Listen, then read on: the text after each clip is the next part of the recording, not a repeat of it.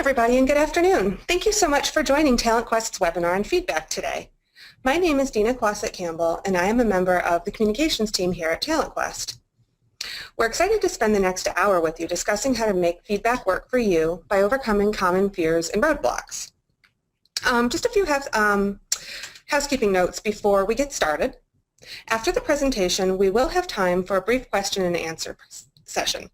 Please send your questions via the question box that appears at the top right of your screen.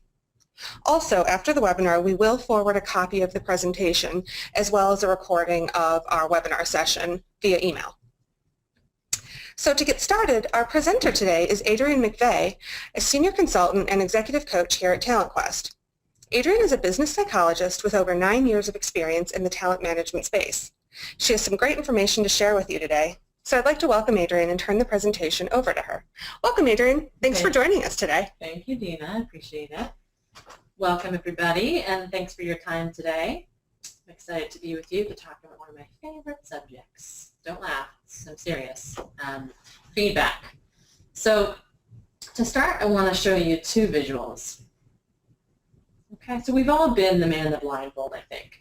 And just take your mind back to when you started your first job, or maybe when you moved to a brand new organization.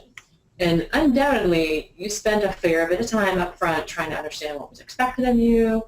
You probably wanted to understand, how do I fit in here? Am I doing things right? Imagine how disconcerting it would have been to not get any feedback at all, or to get inconsistent feedback. It's tough. Sort of like doing a webinar when you have to speak and you don't know whether people are falling asleep or nodding in agreement as you talk. So I will do my best to be entertaining and informative without that feedback. Wish me luck. I show you the operation game because I think it really emphasizes that the impact of constructive or corrective feedback can really vary depending on how it's delivered. So if you remember playing this as a kid, and you're trying to extract the wishbone or the butterfly from the stomach, you get feedback in the form of a very loud buzzer. If you do it incorrectly or you touch the edges. And it used to make me jump out of my skin. And sometimes in real life, I think feedback can feel that way too. And when it does, it has a really, it has a definite impact. So we're going to talk today about how to provide feedback so that it has a productive and positive impact, even when you might be talking about some challenging things. So I think, to put it simply, who's going to benefit from this webinar today? Managers, definitely, people who have coworkers, people who come in contact with other people. Pretty much anyone can benefit from the information that we're going to be sharing today. And I think, to put it simply, we all need feedback, and we all need to give it at some point in time. All right. Hopefully I've convinced you now. But if I haven't convinced you, let me share with you what we're going to cover today. We're going to cover the ROI of feedback. Why is it worth doing? We're going to talk about how to prepare for feedback conversations so that you can increase the likelihood of being successful. I'm going to give you a few tools that can help you prepare. Why not? Give you some extra help and give you sort of a recipe, sort of a step-by-step delivery method that can help you make sure you're including the right things.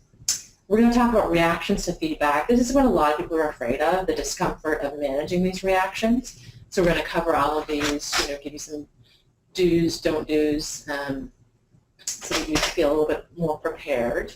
We're going to cover the common mistakes, and I'm going to bet that each person listening can probably own up to at least one, if not two or three of them. And then we'll talk about how you say it, just the way that we frame feedback and the words that we use. Some really small changes can have a huge impact. So we'll talk about some of the changes that can really be beneficial. And how do you make it a habit? You've probably seen in the literature what a trend there is out there in terms of the importance of making feedback more of a regular, ongoing thing as opposed to twice a year for performance reviews. So how do you make it a habit? What's the process of doing that? And I'll give you a few tips. All right, so hopefully I've hooked you now. There's something in that list that you're interested in hearing more about. But let's talk talk first about making the case. So what's the return on investment of feedback? As simple as it might be, feedback has a definite impact. Companies that implement regular employee feedback have 14.9% lower turnover rates than those that don't. That correlates with a lot of dollars going down the drain when you have to replace employees. It really adds up. So it makes a huge difference. 4 out of 10 workers are actively disengaged when they get little or no feedback. And taking time and effort to provide feedback, I think is really seen by employees as managers actually paying attention and caring about their employee or their development. We need feedback to get better. Finally, look at this difference. 43% of highly engaged employees receive feedback at least once a week, compared to only 18% of employees with low engagement. So there's definitely correlation between feedback and engagement. It really is a differentiator. And then here's sort of an interesting juxtaposition.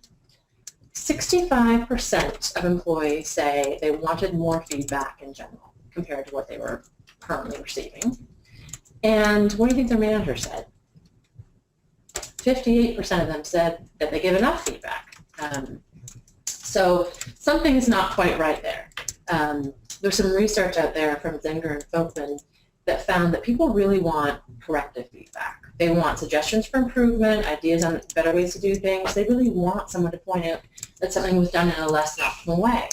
And what's interesting about their research is that the employees want this. They want constructive feedback even more than they want praise, if it's provided in a constructive manner. So we have an option to provide positive feedback, which I think can help shape behavior by saying, yeah, I like how you did it this way, or I like when you did this, and we can shape employees to do more of that. Or sometimes we can course correct by giving constructive feedback. Sometimes the course correction or constructive feedback can be more dramatic in its impact if done right. I also want to ask you, those that are listening right now, to think back over the last 2 weeks. And how often have you received feedback from your boss or maybe even a coworker? How often have you given it in the last 2 weeks? Have you done it enough? Have you received it enough? Probably not. So hopefully by the end of this webinar we can all make some commitments to be doing more of it. I think if we want more of it, the best thing we can do is start doing more of it. It's contagious. There's a lot of reasons that we don't give feedback. All right? There's so many different excuses. So let me give you a bunch of them. Someone else will do it. Yes. Someone else will step up. Everyone else is noticing this. They'll handle it. It will ruin the relationship. It'll make things awkward. It'll never be the same. We're friendly. I don't want to have this tough conversation. It will make them feel bad or hurt feelings. And maybe we can't repair that. The situation will fix itself. Yeah, it's in time. It'll get better. There's the optimist right there. They already know, or they should know. So I don't just say it. They know. They're having a hard time with it. They can't handle it, the feedback. They might fall apart or something else. It's not that bad yet. So I don't really want to do it. It's not that bad. It doesn't really warrant having a real discussion. I don't have time. That's a big one. It's a challenge to put time in for these things, but it's worth it. Feedback won't help, and that might be either because, let's say a manager says this, their reasoning might be either you have it or you don't. I don't think feedback's going to make a difference. And that's a tough place to come from. It's sort of making some assumptions about an employee and their ability to benefit from feedback. I think much better to give the feedback and let the employee use that resource and that tool versus making some possibly inappropriate assumptions about that. They'll be defensive, which is no fun to deal with, or I don't know how. Not having sort of a comfort with it, a general structure to follow that helps you feel more prepared. That's a big one. So we're going to stop for a second and do a poll, because I'm curious. I couldn't pick all of these, but I picked sort of what I thought were some of the most common, like the top 5 reasons we avoid feedback or procrastinate. And I want to hear from you all, if you could vote, what's your reason? If you had to pick the top reason for not providing feedback, what is it? So I'll give you guys a minute to complete that poll. Be honest with me if you can.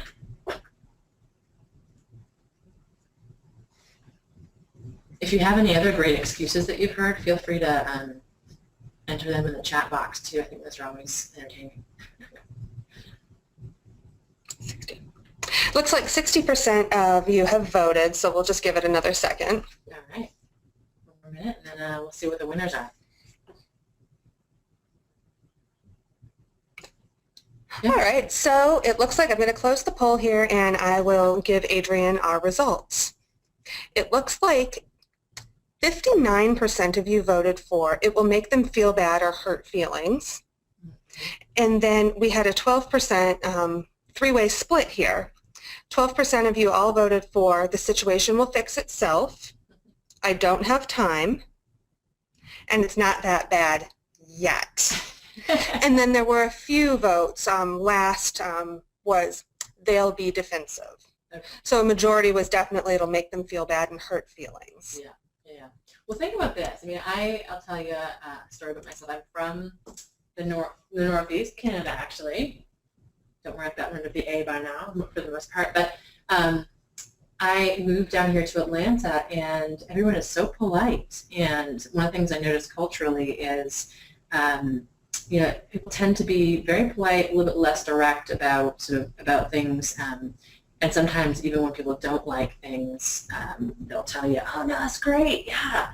And when you say it will make them feel bad, yeah, there is the possibility that when you give tough feedback, it'll, you know, initially it will sting a bit, but probably not as much as them finding out weeks, months, or even longer later that you've been thinking this the whole time and just never shared that with them. By giving them the feedback, they have the power to do something with it. Up until then, they're powerless. So let's see. What I also noticed too is that most the top ranked ones that you all chose were 59% will make them feel bad. Kind of relate to the reaction. So we're going to talk in detail about some of the reactions and different ways that people might feel bad and how to handle those. I'll also have a handout that we can distribute after the webinar that gives some more detail on that. All right. So if we avoid feedback, there's some definite consequences to it. One is low morale, especially when it comes to a team. If you're not giving feedback or correcting an issue that's happening in a team and the rest of the team members are really frustrated by it, they're wondering, is the manager not addressing it? If not, then he or she doesn't care and clearly doesn't care about us and the impact this team member is having. Things that fester can get worse, and definitely there's a possibility, if it's not that bad yet, that it could be. Issues can be contagious. And oftentimes, the manager not providing feedback on something or not correcting something is, you know, people assume that it must be okay. So if Jane is getting away with that, then why don't we try it too? Increased costs, you know, by not providing feedback and correcting an issue, you could be losing business, could be losing clients, lack of productivity, all of that equals dollars.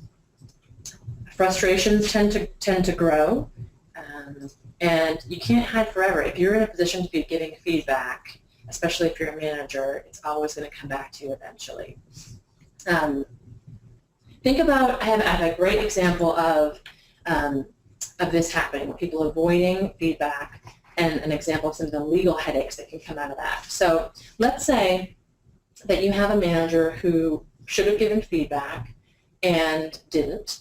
And then frustrations grow, and finally that manager, let's say you're in HR, the manager comes to you and says, I just want them gone. Let's terminate them. I'm done. I'm sick of dealing with the issues. So the HR asks this manager, well, have you given this employee feedback on the issue? And the answer that you get in response is, well, no, not exactly. I mean, they know. So then legally your trail becomes complicated to be able to take action without having provided straightforward direct feedback. So in addition to all the reasons on the screen why we avoid feedback, we have this sort of legal quagmire you can get into if you don't provide it in a timely, direct way. All right, so one of the things I want to encourage those who are on the call is the importance of us rethinking feedback. I think within our organizations, it's really important that we try and reinvent the meaning of feedback and the purpose of feedback. And Carol Dweck is one of the researchers and thinkers out there who's been doing a lot of this. And she sort of created a term called the growth mindset. This idea that challenges can be exciting instead of threatening, that revealing weaknesses and getting feedback can be a chance to grow versus a chance to be judged or evaluated. I think some of us have a really hard time hearing negative feedback, but there are others who thrive on it, and those that thrive on it are those that have a growth mindset. They focus really on their ability to change and grow, and they're able to see feedback as an opportunity. I do a lot of assessment interviews and get to know people and their backgrounds, and I've come across a few people here and there who've literally said, if I'm not good at something almost immediately, I don't want to do it anymore. So that's, growing up playing sports, if they weren't immediately good at hockey or soccer or basketball, they didn't want to do it. If they tried violin and they didn't sort of knock it out of the park in the first lesson, they didn't want to do it. And think about how limiting that is. But being open and just being okay with being a beginner and enjoying the ride makes us better learners and more receptive to feedback and growth. All right, how to prepare. So there's a number of things you can do to set yourself up for success when you're delivering feedback. And think of this as a checklist that can help you if you follow it. First thing you want to do is do your homework. Gather the data, get the details, really understand as much as you can about the situation and those involved before you go into the conversation. Specifically, prepare examples. If you're trying to convey to the individual that something is an issue or needs to be changed, give examples of what happened and what the impact was. Prepare some questions, open-ended questions, and things that will help engage the other person in the discussion. So think about what you want to be asking them in that conversation. I would highly recommend that you practice what it sounds like to share this information, but don't script it. Maybe you kind of write out your main points and sort of practice some different ways to say it, but having a specific script is not going to help you to come across as a genuine person. Think about what your desired outcomes and takeaways are. What do you want them to hear? What things have to happen for that meeting to be successful in your mind? Manage your mindset, your reactions, your biases. Think about the assumptions you have about this person, where your mind is at, and if you have any tendencies to sort of react or view things in certain ways, try and keep yourself in check on those. Oftentimes, if you know this about yourself, you can also ask a trusted colleague to sort of keep you on the straight and narrow in terms of just being aware of this. Find the right setting. Sometimes that might be, a private setting in an office. Sometimes that might be, more casual over lunch or something setting. But think about what is the right place for this conversation and this type of feedback, and take care to prepare that in advance so that you're not caught off guard or trying to do it in a hallway or something like that where 10 people are walking by. So that's one tool I want to share with you in terms of this sort of checklist of things to think about when you get ready for feedback. The other tool I want to just mention is TQ Insights, which is a relatively new offering from TalentQuest. So many of you may be aware of our proprietary personality test. It's called the TQ16. A lot of our clients use it for selection assessments, etc. And TQ Insights actually takes information from that personality test and provides a manager with information about how the individual is likely to respond to feedback and how best to approach them and frame the feedback so it can be as productive a conversation as possible. Everyone's different, and I think TQ Insights really helps us prepare for that and adapt our approach. Brilliant. So if you want to learn a little bit more about that, happy to share with you at another time. Just reach out to us. I think on the one hand, people really want information about how they can perform better and be more effective, but they want it delivered in a way that it's not harmful, it doesn't frighten them, it doesn't put them down. That's the art of feedback, is being able to deliver that constructive feedback in a way that people can hear it. All right, so what are some of the magic ingredients that make feedback work? Here they are. I think they make a lot of sense. First of all, good feedback is specific. People want to know. Only by being specific can people make the right changes. Same thing applies to positive feedback. If it's more specific, it's going to seem more thoughtful, more genuine. They're going to know what specific behaviors they should replicate, what they should continue to do. So try and get as much detail in your feedback as you can. Just good feedback describes the impact of whatever it is that happened. And that helps the individual understand why something's an issue, why it may be worth changing. The example I have here is, let's say you have an employee who just constantly misses deadlines. And last week they missed a deadline where they had to provide, they had to run a bunch of reports and provide this information to the rest of their team members. And they didn't do it as usual. And the team members ended up having to stay late on a Friday in order to get a presentation ready for the board.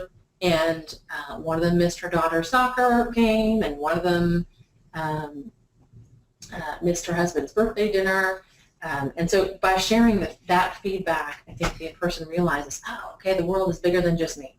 I see how sort of what I do fits into things. And they might understand the gravity of it a little bit more. Future-oriented, that's critical.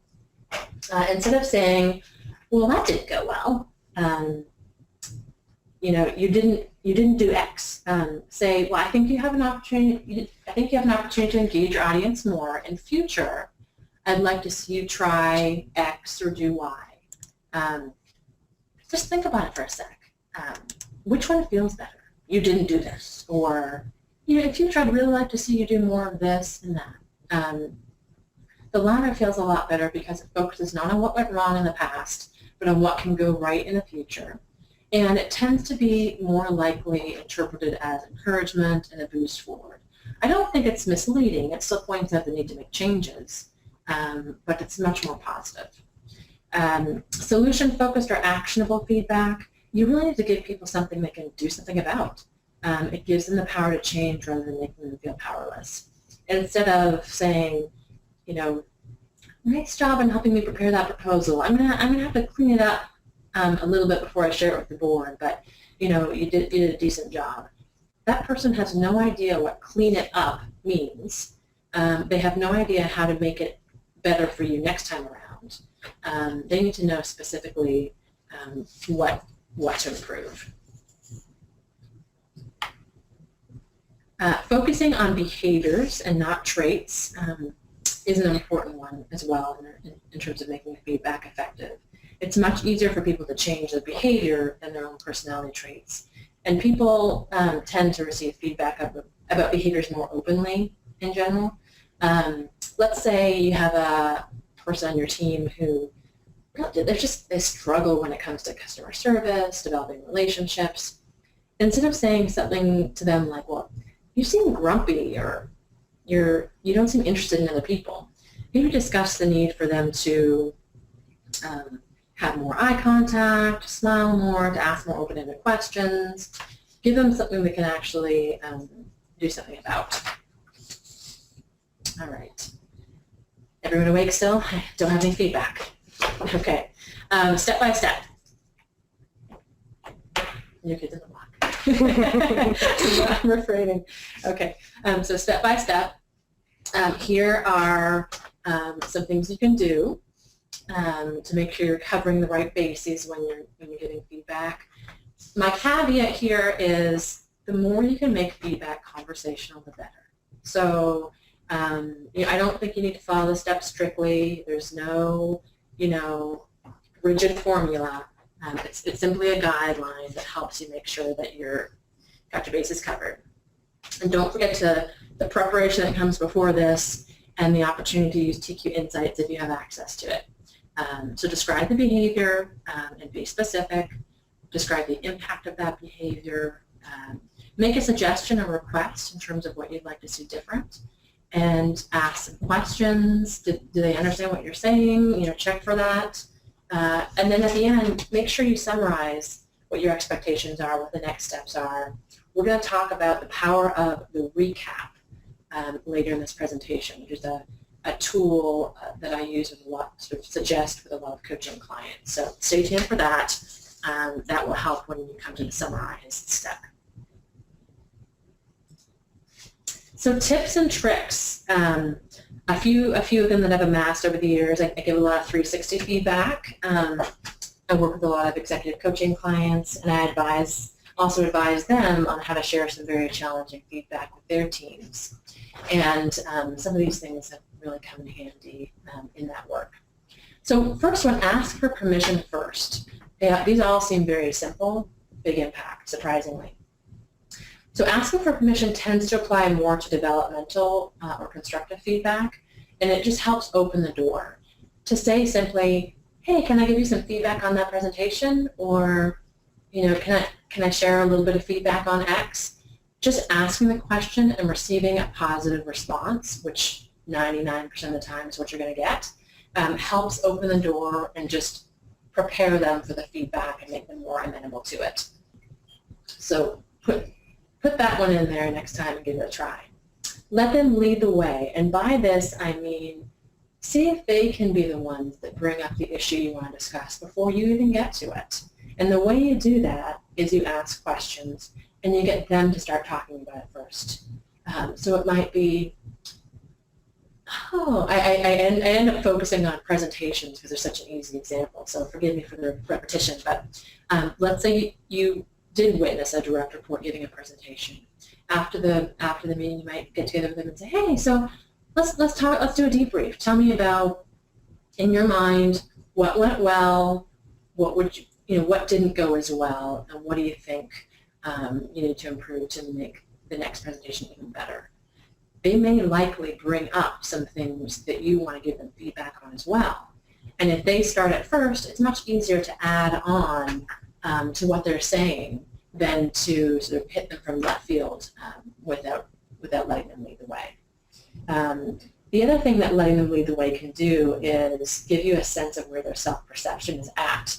So if they have a very different view of how things went, or don't even bring it up, that might change the approach you need to take, rather, in terms of your feedback. If they're very far apart from where you're at in terms of perception, you may have some work to do to convince them that there's an issue. You may have to bring the examples to the forefront and be very clear with them. Versus if they already seem aligned with you that that's something to work on, you're sort of 2 steps ahead.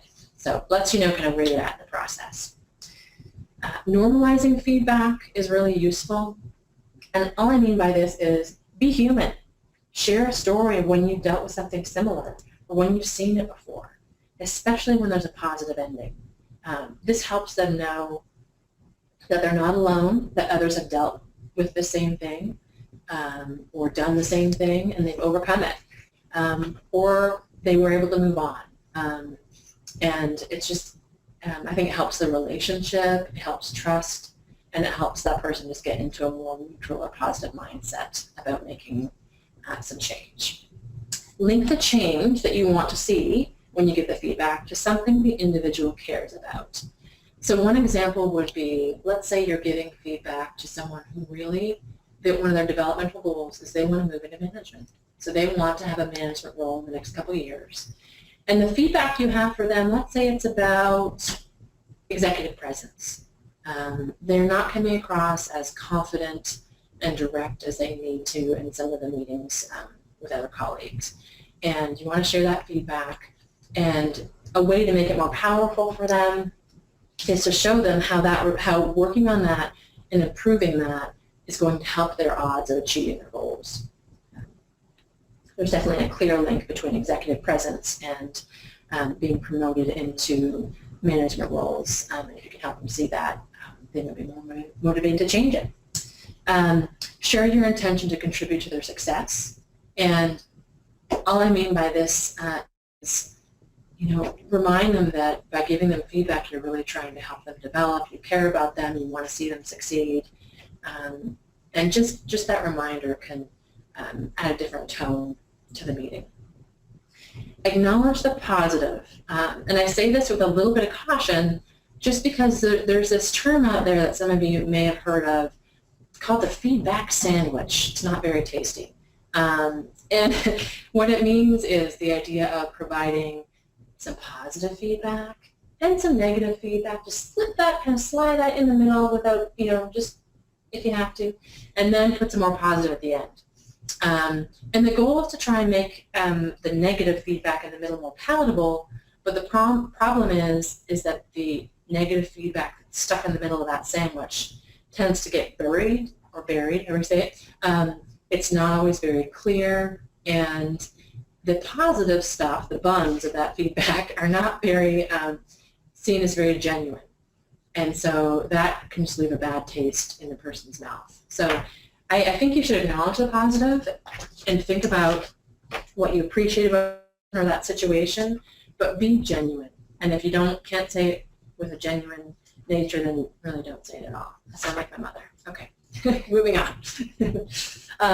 The power of the recap. I gave you a heads up that I was going to share a little bit about this. I talk about this with a lot of my coaching clients. It's a really useful tool.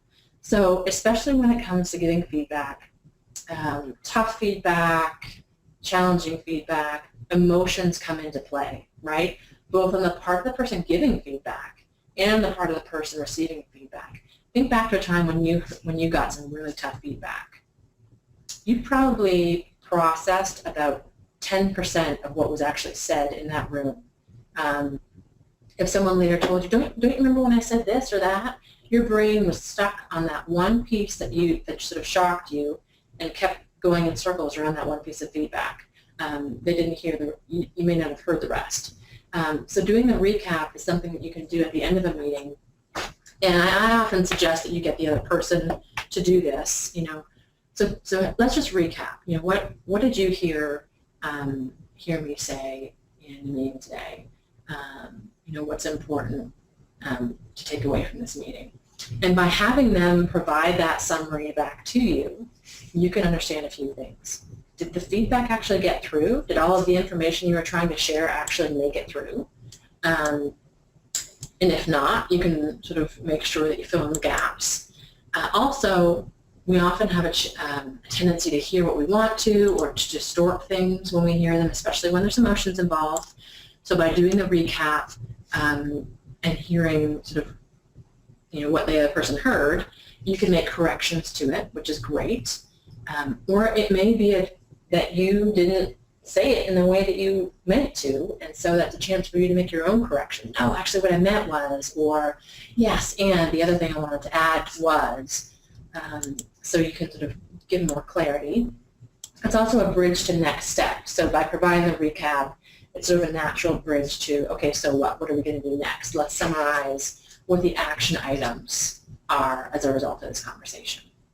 So the power of the recap, next time you give feedback, ask the person to provide a recap or a summary of what they heard and what some of the next steps are. And I bet you that you'll have some sort of response to that, either fill in a gap, make a correction, etc. Okay. All right, we talked about reactions being something that people fear and something that makes us avoid giving feedback in general, procrastinate. And here I kind of try to break down some of the typical reactions to feedback. That top one, the holy grail, the one we always want, open, accepting. Oh yes, you're right, I need to work on that. Exactly, I'll get to it. That happens sometimes, but the others happen too. And so we'll walk through each of these and think about what to do. If you have any good examples or do's or don't do's, feel free to write those in. Those are entertaining too. All right. So first one, silence or indifference. Picture you're sharing some pretty important, maybe some tough feedback with an employee, and the reaction you get is nothing. Their arms are crossed, their lips are pursed, they're not really making eye contact, maybe they're kind of indifferent, they're saying whatever, or trying to convey that it's not important to them, but you're really getting nothing. First of all, be curious. Why are they doing that? And what do you do with that? I think there's reasons for people doing this, and you're not necessarily going to be able to know in the moment. It could be shock. They don't know how to react. It could be self-protection. This silence, this indifference is sort of their armor as they protect themselves from something that seems like it might hurt. It could be a lack of understanding. Regardless, there are some things that you can do. One, you can ask them some open-ended questions, really try and understand what the perspective is. You can get them to summarize what you've said, see if you're on the same page, kind of almost use that recap tool earlier on. You can ask them to confirm their commitment to sort of making the changes you've requested. You can review the consequences of what's going to happen if they don't change, so they're clear. And I think stating that it's important for them to be involved and participate is important. Acknowledge that you're recognizing this sort of detachment or lack of involved conversation. You can also express support. So just in terms of, that you believe in their ability to make some changes and they're a valued member of the team, etc. A few things that you shouldn't do. Don't overlook the indifference and just ignore it completely. Don't use it as an excuse to dominate the conversation, just run off at the mouth, or say what you have to say in 2 sentences and end the meeting early. And don't assume that just because they're quiet means they agree with you. Finally, try your best not to be impatient or get frustrated with the fact that they are not responding or seeming different. Oftentimes this might be an initial reaction, and you might want to circle back around and give them a chance to sort of try again. They might have a different reaction or response once they've had a chance to think about it. Okay, tearful and sad. The last thing anyone wants to do at work is make another person cry. Really not comfortable. And I think, if you have to give feedback to someone who they have a tendency to get tearful or hopeless or down on themselves, it can be anxiety-provoking to think about bringing that upon them again. So a few things that you can do. Give them some time to regain their composure. Let them it's embarrassing for people to cry at work oftentimes, especially men, because of the gender stereotypes there. So but for women too. And I think if you give them a chance, whether that be, to tell them, I'm going to leave the room to go use the restroom, and I'll be back, and give them, a minute on their own. Maybe you say, hey, do you want to use the restroom for a second and just get yourself together, and then we'll continue the conversation. So you can give them some options. Offer them a tissue. Reinforce with them that improvement is possible if you genuinely feel this, and discuss past success, again, if this seems appropriate.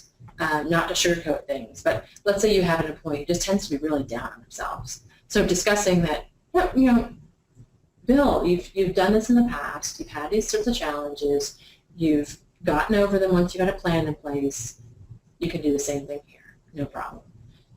So that can be helpful when genuine. Offering support is helpful too, and maybe referring to the Employee Assistance Program if it seems like there's something larger at play here.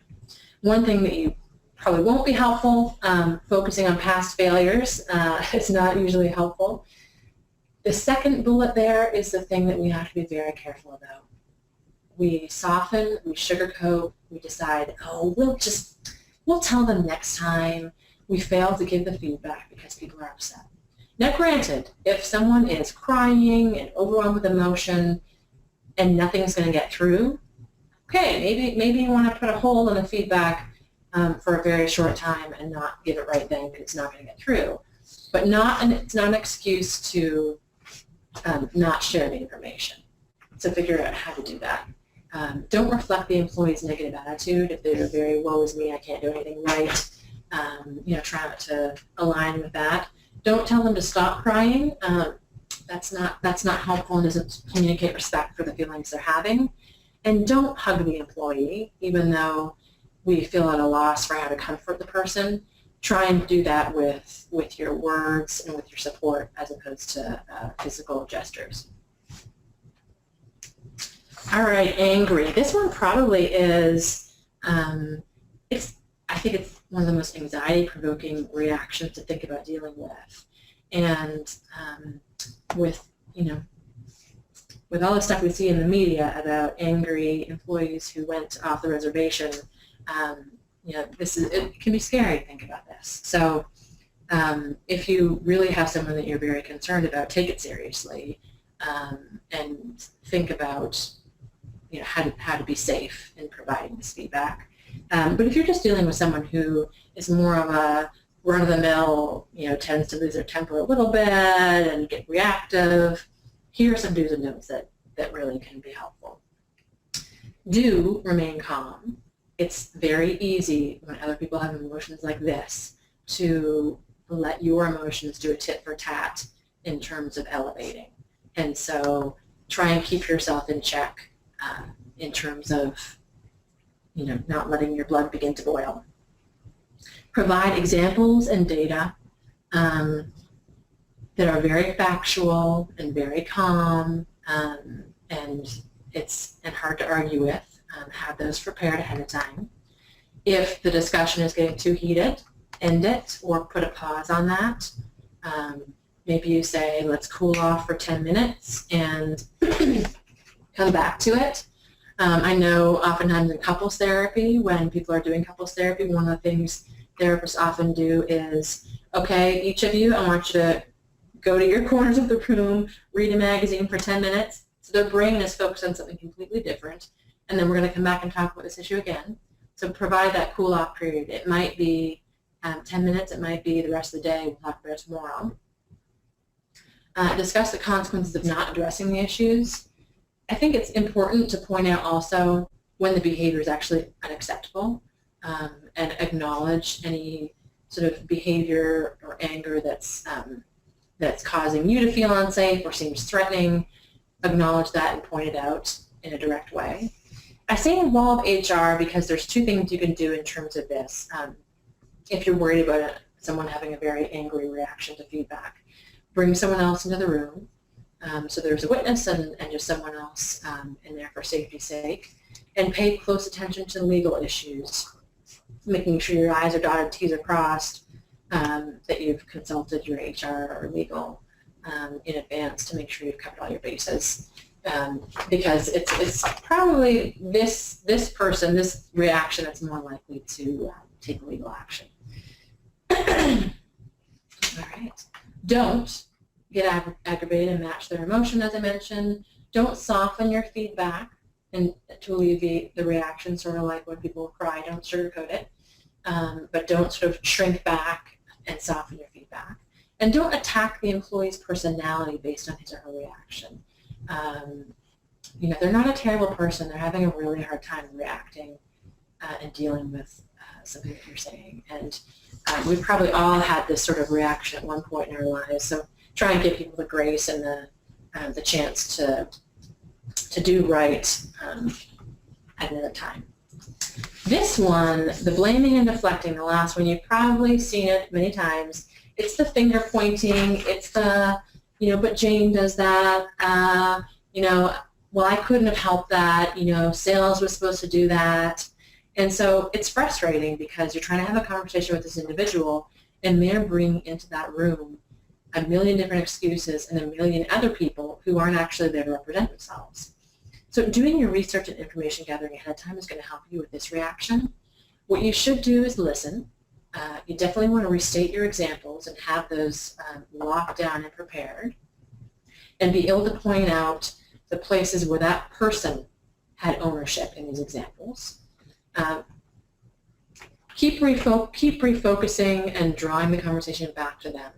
You might say something like, John, I understand that these other people played a role. I really do appreciate that. I will attend to that. Trust me. At this point, I really want us to focus on you and I. We're the only ones in the room. Let's focus on what we can do, and I will move on to the rest later. I know you can't own everything, but let's talk about the aspects that you can own, because I think that even if you're not the only one to blame here, it's reflecting on you, and I don't want I want you to be able to use this feedback to make some positive changes so things reflect well on you in the future. So refocus on them and clarify their need to take action and ownership around their piece. Don't join in the blame game and jump on that train. Don't let them get you off track and go down various rabbit holes. And don't change your perspective based on the invalid excuses. So do your homework ahead of time as much as you can so you're not caught off guard by these things. If something comes up which probably does deserve some additional investigation or exploration or whatnot, table that. Say, you know what, that's a good point. I'm going to write that down. I'll certainly attend to that later. But this aspect of our conversation is still relevant. Let's focus on that while we're here. All right, so you've got those reactions. All very fun to deal with, and I'm going to have a handout that covers those in a little bit more detail that we'll be able to share after the webinar, and I'm happy to answer any questions that you have around different reactions and experiences you've had. So what are the common mistakes? I predicted that you probably can own up to a few of these, so let's see what they are. High performers don't need feedback. Big mistake. For people to presume that their star has reached the limit of their performance, to leave the top performers alone and assume they know how appreciated they are. Also, top performers, they really genuinely do want to know what they can do better, even if it might be small adaptations. What can help if you're at a loss for what feedback to give them, think about where they want to go. They want to be the next COO. They want to be the next VP of IT. What can they do to get ready for that from their current role? What sort of skills does that future role need that they need to start developing? So think about more developmental feedback for them. Giving feedback only when there's a problem, that's sort of like calling your colleague only when you have an issue with them. It certainly doesn't promote relationship, trust, and therefore receptivity to feedback. Addressing multiple issues in one discussion, this is tough because it gets confusing. So I'm not saying you can only have, say one thing per meeting, but really try and have a focus. And if there are, a number of major issues to discuss, my concern is that possibly you've been delaying feedback and should have given them along the way as opposed to saving them up for the one big discussion. If you're having feedback multiple times a week, this shouldn't happen too often. Using hearsay. So especially if you're a manager, saying, well, I heard that,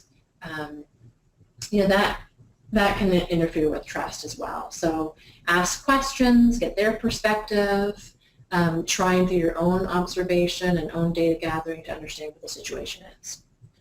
We talked about the feedback sandwich a little bit earlier, but not being genuine is one of the common mistakes people make. They feel like they have to just, put the positive stuff in there as a matter of course, as opposed to being really genuine about it. So find a way to be positive as much as you can, but do it in a way that's real. People know that. It's like a dog who smells fear. People can smell whether things are genuine or not. Waiting too long. Giving feedback as close to the time of the situation you're talking about is critical for a few different reasons. I think the adult brains tend to learn best when they're caught in action. And if you wait 3 months to tell someone that their performance is off or they need to change something, they usually can't remember the situation. They can't grasp the changes that are needed. Things are just too ambiguous, and it relies on our memory, which is faulty. So productive feedback happens when it's done timely way, close to the situation, so that you can picture it, touch it, it feels more real, and it's easier to think about how to make changes. Okay, it's not what you say, it's how you say it. So here are a few tips that can be big game changers for you, simple as they are. Instead of but, say and. So this is one thing, people often start with the positive and then they say but.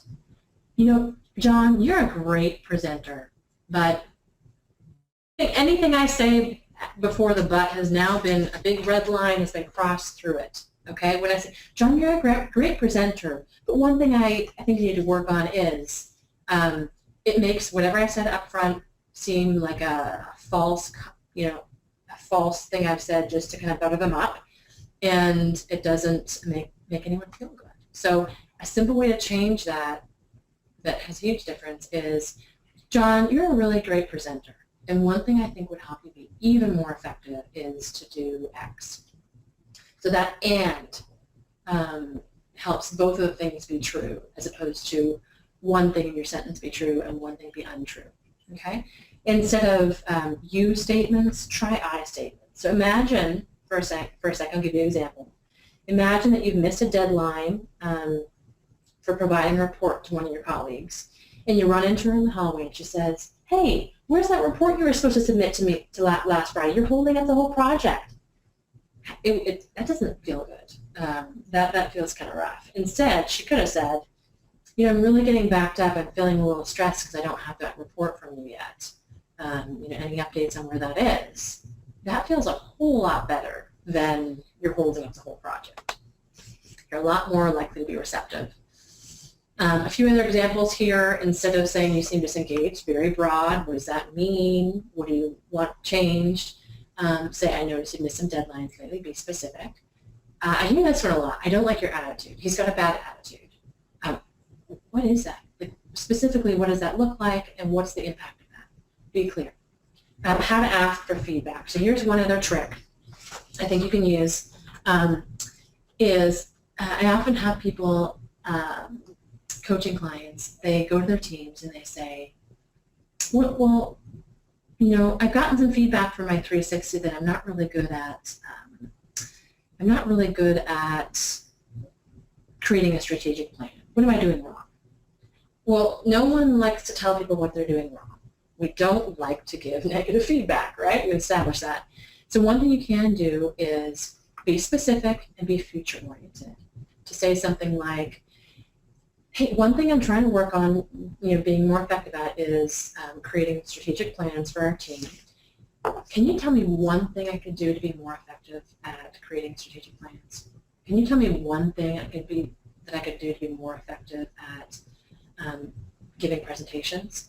And that's specific. It's not asking for a lot, and it's more future-oriented, so people feel more positive giving it to you versus telling you that you're doing something wrong. Try that out. It's called Feed Forward, and it's asking for feedback in a future-oriented and specific way. So we're almost done here, getting to the end. Making feedback a habit. Oh, I missed that. It's funny. I did not create this slide. I'm giving credit to somebody else in our company. It's quite a hilarious picture. But people seldom refuse help if you offer it in the right way. It applies to feedback very much. If you can do it with the right words, it makes a big difference. So how do we make it a habit? Because I think it shouldn't be an annual or semi-annual event, and the more you do it, the less of a big deal it is. You have to get through that initial awkwardness until it becomes just sort of a natural thing for everybody involved. So first thing you can do is model it, right? Lead the way. Ask for it yourself. And again, just gave you an example of how to do that. Maybe in your weekly meetings with your team member, you say, hey, it'd be great if we could sort of give each other feedback more often. I'm going to try and ask for it from you, and feel free to, I'll try and share feedback with you as well. So you say, what's one thing I can do to be more supportive of you on this project? Maybe you ask like that. Give people a heads up. Tell them you'll be giving it regularly if it's sort of a goal of yours. And this does two things. It sort of prepares people to receive it by knowing that you're making an effort to try and give it more regularly. It also, in some way, kind of holds out that it makes you accountable because you've said up front, I'm going to be doing this. So now you've got to do it. Make it part of your routine. Like I said, you can make it part of your one-on-one meetings, part of your team meetings, whatever it is. Find a way to make it part of your routine. Maybe once a week you think through your team members and things they're working on and think about whether you have any feedback to give them in those areas. And keep notes so that, let's say you notice something in a meeting or you hear something from another colleague, you're like, oh, I've got to tell Jane that. Keep a note somewhere so you don't forget it, and make sure they're as specific as possible because the details help. The more you do it, the more natural it is. So if you like what you've heard today, if you haven't fallen asleep in the last 20 minutes, then you can find more. I'll be sharing, we're doing a presentation at our annual conference, Talent Talks, in August, or on feedback as well. We'll have some more hands-on exercises, chances to practice and work on some of these skills. And it's going to be a good presentation and a very dynamic, interactive one. So join us. You can find some more information about Talent Talks at this link here, and there's a lot of different things being covered. It's going to be great fun. So check it out. And if you're looking for professional development credits from SHRM, the code is right there for you at the bottom of the screen. And I'm happy to answer any questions. You'll get a copy of this after the webinar, so if you haven't written down this code yet, and if you have any questions for me either now or later, feel free to send them our way. Well, thank you so much, Adrianne. We don't have any additional questions at the moment, but a few people did comment on a couple of minor sound issues earlier in the presentation, and just know that we will be correcting any of those sound issues and sending out the recording shortly to everyone today on our webinar.